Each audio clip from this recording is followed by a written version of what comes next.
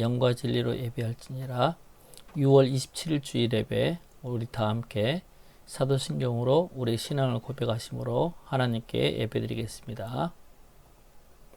전능하사 천지를 만드신 하나님 아버지를 내가 믿사오며 그 외아들 우리 주 예수 그리스도를 믿사오니 이는 성령으로 잉태하사 돈중녀 마리아에게 나시고 본디오 빌라도에게 고난을 받으사 십자가에 못 박혀 죽으시고 장사한 지 사흘 만에 죽은 자 가운데서 다시 살아나시며 하늘에 오르사 전능하신 하나님 우편에 앉아 계시다가 저로서 산자와 죽은 자를 심판하러 오시리라. 성령을 믿사오며 거룩한 공예와 성도가 서로 교통하는 것과 죄를 사해 두시는 것과 몸이 다시 사는 것과 영원히 사는 것을 믿사옵나이다. 아멘. 우리 다 함께 내가 서 있는 모든 곳에서 함께 찬양으로 영광 돌립니다.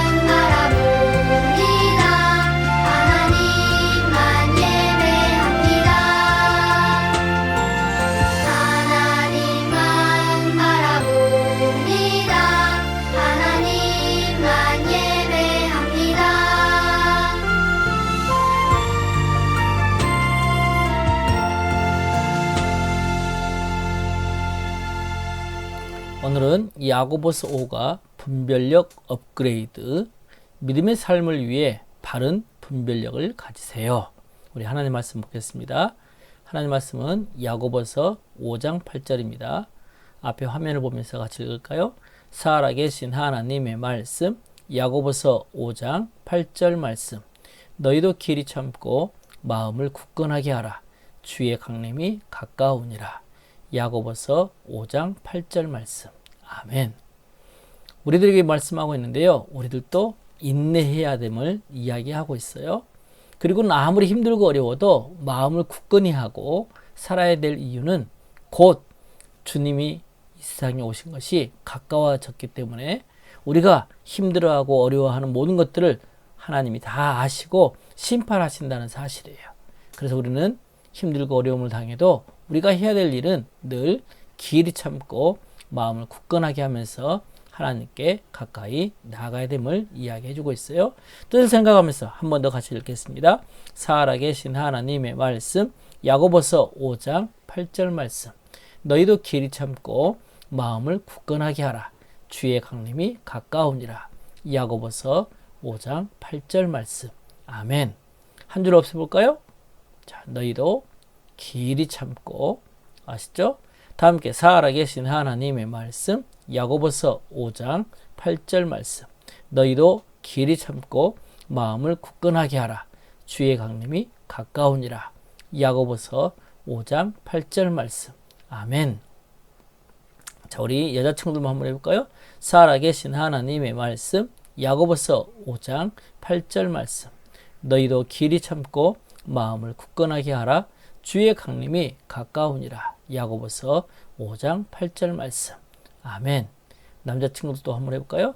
살아계신 하나님의 말씀, 야고보서 5장 8절 말씀. 너희도 길이 참고 마음을 굳건하게 하라. 주의 강림이 가까우니라. 야고보서 5장 8절 말씀. 아멘. 여러분, 혹시 고추를 아시죠? 고추를 심을 때 모종을 조그마한 것을 심어서 자라게 만들어요. 그런데 이 고추 모종하고 피망 모종을 구분하지 못하는 나그네가 확신에 차서 이러한 이야기를 했어요. 농부님, 고추 모종을 너무 많이 심으시네요? 이것은 고추 모종이 아니고 피망 모종이요. 이렇게 농부가 말했어요. 하지만 농부의 말에 나그네가 확신에 차서 이렇게 말했어요. 이건 분명히 제가 보기에 확실히 고추 모종이 맞아요. 이렇게 말했을 때 농부는 어이없는 듯이 말했어요. 나그네 양반, 정말 그렇게 믿고 있다고 한다면 이 모종이 자란 다음에 다시 와서 어떤 열매를 맺었는지 꼭 보시오. 이 이야기를 했어요.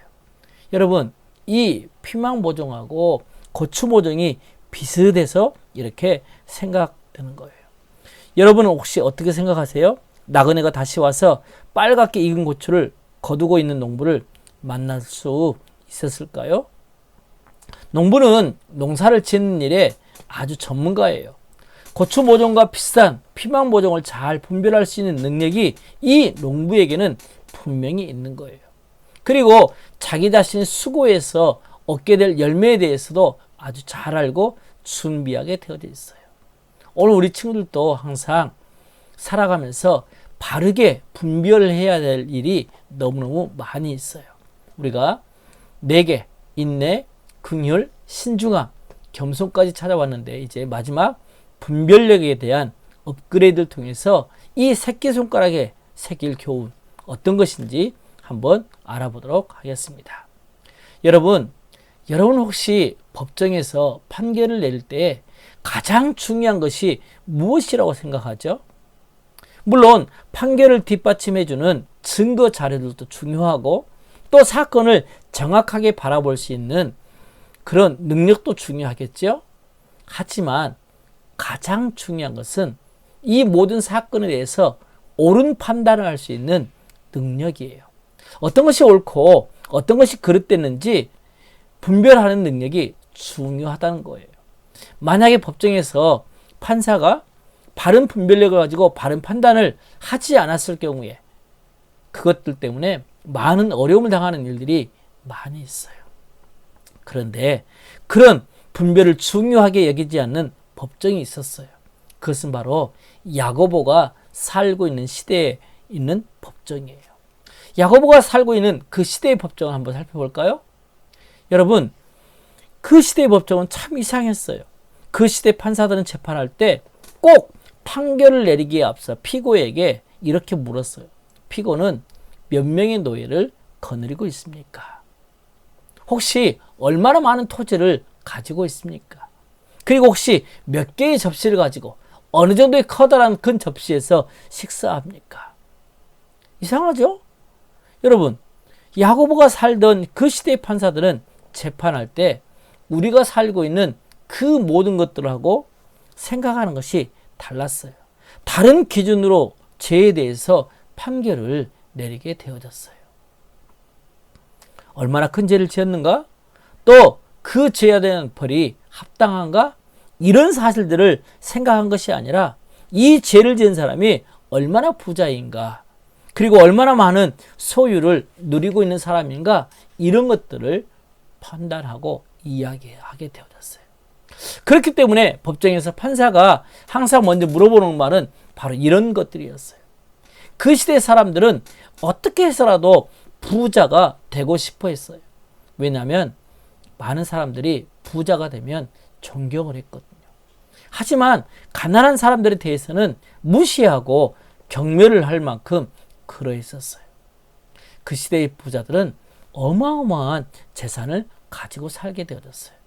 부자들은 커다란 저택을 많이 가지고 있었고 요리사, 정원사, 의사, 미용사들을 제외하고도 수백 명의 많은 노예들을 거느리고 살았어요. 여러분, 그리고 이 많은 재산을 소유한 사람들은 계속해서 땅을 사들이게 되어졌고 더 많은 일들을 가지면서 사치하고 또 멋진 옷, 값비싼 포석으로 자신을 꾸미게 되어졌고 옳지 않은 일이어도 돈 되는 일이라고 한다면 마음껏 그런 일들을 하게 되어졌어요. 성경에서는 탐심에 대해서 이렇게 말씀해요. 삼가 모든 탐심을 물리치라. 사람의 생명이 그 소유에 넉넉한데 있지 아니하니라. 하나님 우리를 판단하실 때에 소유가 많고 적음으로 판단하지 않는다는 사실이에요. 그래서 도리어 그 소유의 넉넉함을 조심하라고 성경에서는 말씀하고 있는 거예요. 성경에서는 부자라고 해서 천국에 가지 못하고 또 가난하다고 해서 천국에 간다고 말하고 있지 않아요. 하지만 부자들은 자기 자신이 소유한 그 물질 때문에 혹시 가장 가치 있는 천국에 대해서 하나님에 대해서 믿는 믿음을 중요하게 생각하지 않는 사람들이 참으로 많아요. 모든 사람은 하나님의 때에 분명히 심판을 받을 수밖에 없어요. 그러므로 부자가 되었든지 가난한 사람이 되었든지 하나님 앞에서 심판의 때를 준비하는 삶을 살아야 된다는 사실을 여러분 기억하세요. 그러므로 여러분이 참된 믿음을 가진 예수님의 제자라면 한번 읽어볼까요? 시작. 믿음의 삶을 위해 바른 분별력을 가지세요. 여러분, 하나님이 계신 것도 또 최후의 심판이 있는 것도 죽음 이후에 영원한 삶이 있는 것도 하나님은 분명히 말씀하고 계세요. 이 일에 대해서 심판대 앞에 서게 될 거거든요. 가난한 사람이 됐든지 부자가 됐든지 이렇게 서게 되어질 거예요. 그러므로 여러분들이 이런 믿음의 삶을 위해 바른 분별력을 가지고 살아야 된다는 사실이에요. 성경은 오늘 우리에게 이렇게 말씀해 주고 있어요. 너희도 길이 참고 마음을 굳건하게 하라. 주의 강림이 가까우니라. 예수님이 이 땅에 곧 오시면 우리가 가지고 있는 세상에 있는 모든 돈들은 다 휴지에 불과하게 될 거예요. 많은 사람들이 귀하다고 귀한 그 돈들을 다 모아놨다 한다더라도 아무 쓸모없게 되고 말 거예요. 그러므로 예수님이 다시 이 땅에 오시기 전 이 세상의 재물이 곧 효력이 있을 때 사용하기 좋을 때 우리는 이 재물을 통해서 선한 일에 많이 사용해야만 해요. 곧 우리의 재물을 하늘 창고에 영원히 녹슬지 않는 재물로 쌓아놓는다고 한다면 분명히 하나님은 우리에게 놀라운 것으로 함께 해줄 거예요. 하지만 초대교회 당시 부자들은 그러하지 않았어요. 어찌하든지 재산을 더 많이 늘리고 이 일에만 더 관심을 가졌고요. 또 자기 자신의 이익만을 채우기 위해서 얼마나 많은 땅을 사 모았는지 몰라요. 그리고 더 나아가서 굶주린 사람 또 여러 노예들에게 그 돈을 착취해가면서 자기 자신만 더 많이 그러면서 흥청망청 돈을 쓰게 되어졌어요. 부자들은 그들이 가진 많은 재산으로 말미암아 하나님을 향한 그런 마음의 눈, 믿음의 눈이 어두워져서 바른 분별력을 가지지 못하고 살았던 거예요. 그 결과 주님이 다시 오셔서 이 모든 일에 대해서 심판하시겠다고 말씀했어요.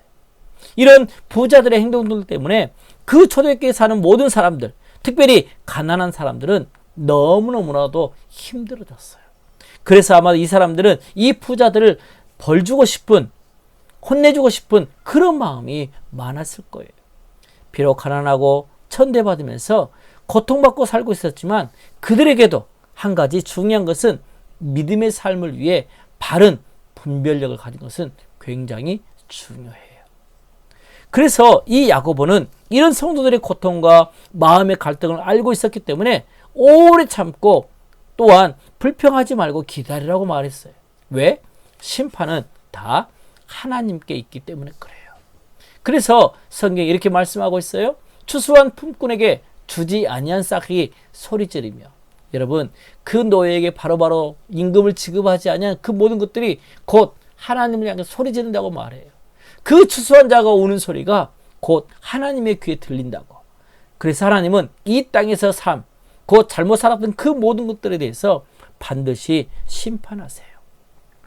야고보가 초대교회를 섬기던 그 로마 시대에는요, 귀족들이 있었고요, 또 평민들이 있었고요, 노예가 있었어요. 이렇게 계급이 나뉘어진 사회였어요. 귀족은 부자였지만 평민과 노예들은 다 가난했어요. 특별히 이 노예들은 주인의 재산 중에 일부가 되어져서 그들에게는 오직 복종만이 강요되어졌어요. 그래서 주인이 하는 모든 일에 농사일을 하고 힘든 건축 일을 하고 노동하고, 그러다가 혹시 너무너무 힘들어서 도망하다 잡히면 잔인하게 벌을 받곤 했었어요. 채찍질에 고통당하고 광산에 간다든지 아니면 맹수의 밥으로, 사자나 호랑이의 그런 밥으로 던져지게 되어지는 그런 끔찍한 삶을 살았어요. 특별히 그 당시에 많은 돈들은 은화였는데요. 은으로 만든 돈인데요. 곧 은화 하나를 만들기 위해서 망치로 10만 번을 두드려야 했대요. 그래서 은광석을 잘게 부수고 재련하고 그 재련안을 돈으로 만드는 데 있어서 다 망치로 때려가지고 만드는 거예요. 그래서 이런 망치 소리 때문에 귀가 잘 들리지도 않게 되어졌고, 또 그것 때문에 많은 죽음, 질병, 또 폭력, 살인 이런 것들 때문에 많은 어려운 일들이 있었지만 부자들은 점점 은화 금화들이 가득 쌓여가게 되어졌어요. 그래서 야고보는 그들에게 바로 이런 말씀을 하고 있어요. 들으라 부한자들아, 너희에게 임할 고생으로 말미암아 울고 통곡하라. 그 자신들의 부유함에 대해서 만족하고 하나님을 떠나 돈을 최고의 신으로 섬긴 그 일에 대해서 울고 통곡하라고 말했어요. 여러분, 부자들은 곧 하나님의 뜻을 분별할 수 있어야만 했어요. 하지만 하나님의 뜻을 찾고 따르기보다는 어땠을까요?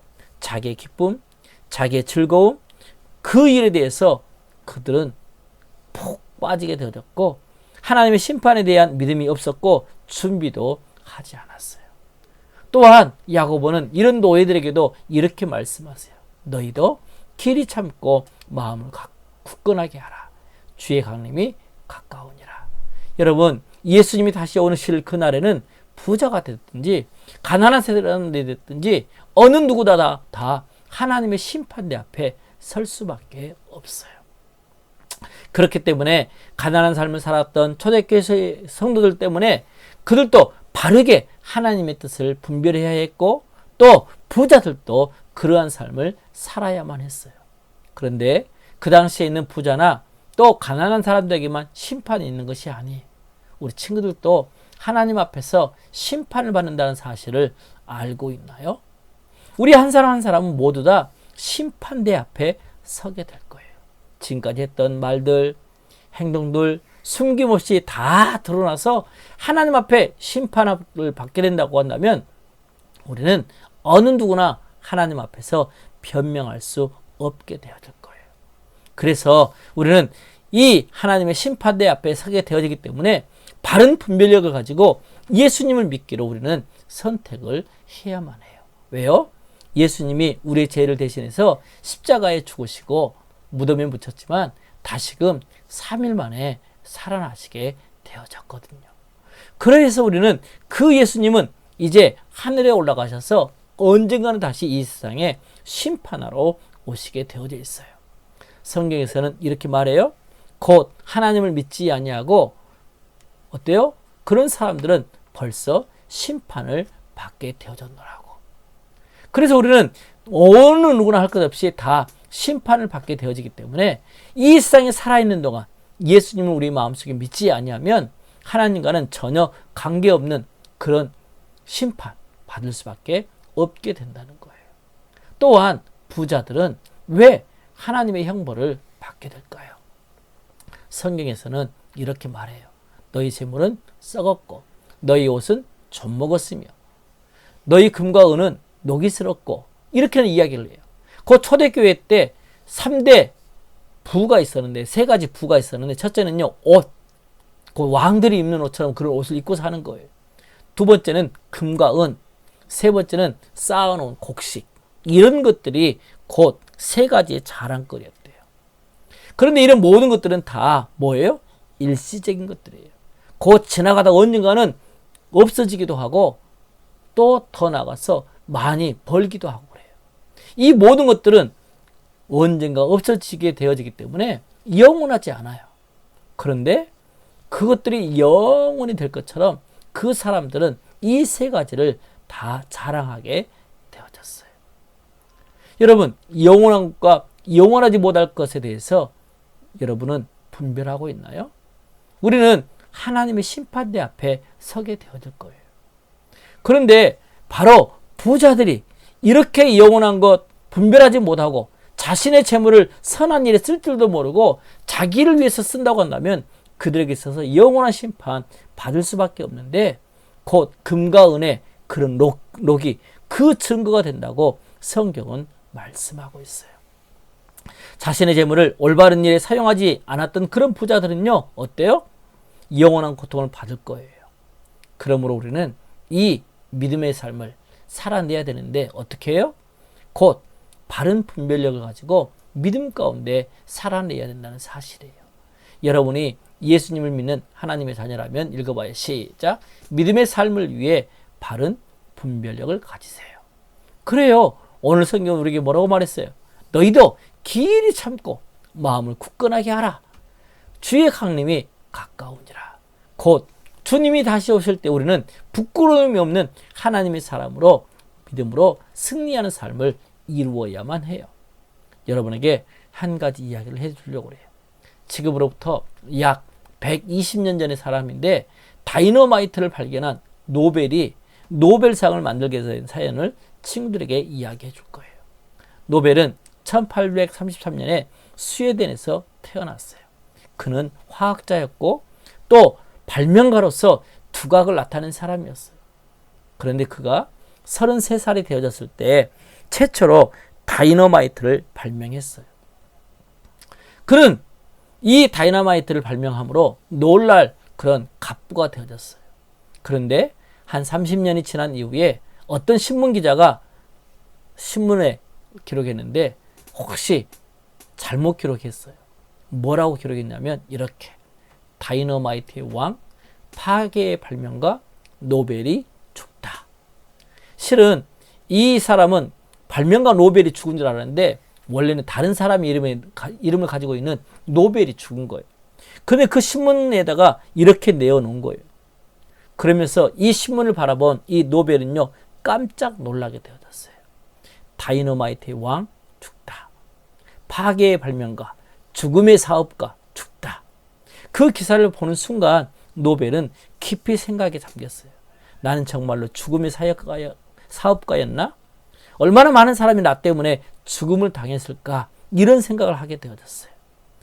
사람들이 뭔 나중에 나를 이렇게 평가하겠지? 이런 생각하는 순간 자기가 가지고 있는 돈, 자기가 가지고 있는 명예, 모든 것들이 부끄러움을 발견하게 되어졌어요. 그러고 난 이후에 노벨은 이제 자기 자신을 후회하게 되어졌고, 이제는 이 다이너마이트를 발명한 돈으로 전 재산을 생명을 살리는 일에다가 드려야 되겠다. 이렇게 해놓고 노벨은 기꺼이 자기 자신의 전 재산을 내어놓았어요. 그리고 인류의 평화, 인류의 번영을 위해 공헌한 사람에게 그 상을 주도록 만든 것이 곧 노벨상 제도예요. 신문기사가 잘못 나간 이후에 이 노벨은 바른 분별력을 가지게 되어졌어요. 그리고 부끄러움이 없는 삶의 모습으로 살아가게 되어졌어요. 여러분, 야고보는 초대교회 성도들이 그들의 삶 가운데 바른 삶을 살기 위해 바른 분별력을 가지기를 권면했어요. 우리 친구들도 하나님 앞에 심판대 앞에 서게 되어지기 때문에 바른 분별력으로 늘 믿음 가운데 살아내야만 해요. 어떻게 하면 바른 분별력을 가질 수 있을까요? 첫째는 우리가 항상 생각해야 돼요. 나의 모든 삶이 하나님의 심판대 앞에 서게 될 것이다. 그 사실을 생각하면 우리는 어떻게 살아야 될지 알 수 있겠죠? 두 번째는 칭찬받을 일. 하나님 앞에서 칭찬받을 일에 열심을 다하세요. 그래서 다른 사람들을 보살펴주고 또 기도해주고 또 위로해주고 이런 삶을 살아내야만 해요. 세 번째는 예수님을 모르는 사람들에게 예수님의 놀라운 소식을 전해주세요. 왜냐? 가장 중요하게 분별을 해야 하는 것이 바로 누구냐면 예수님이 나의 주인이고 예수님이 나의 곧 삶의 구원자라는 사실을 꼭 이야기해 줘야만 해요. 말씀을 들은 초대교회 성도들은 어땠을까요? 이 야고보가 보낸 이 편지를 가지고 바른 분별력을 가지고 믿음 가운데 살게 되어졌어요. 성경에 모든 부자는 지옥에 가고 모든 가난한 자는 천국에 간다 이렇게 말하고 있지 않아요. 부자이건 가난한 사람이건 늘 영적 분별력을 가져야 한다고 말씀하고 있어요. 우리는 지금 마지막 때에 살고 있거든요. 그러하기 때문에 믿음의 삶을 위해 바른 분별력을 가지고 믿음 가운데 살아내는 우리 모두가 되어졌으면 좋겠어요. 오늘 성경 말씀 우리 같이 한번 읽어볼까요? 살아계신 하나님의 말씀 야고보서 5장 8절 말씀. 너희도 길이 참고 마음을 굳건하게 하라. 주의 강림이 가까우니라. 야고보서 5장 8절 말씀.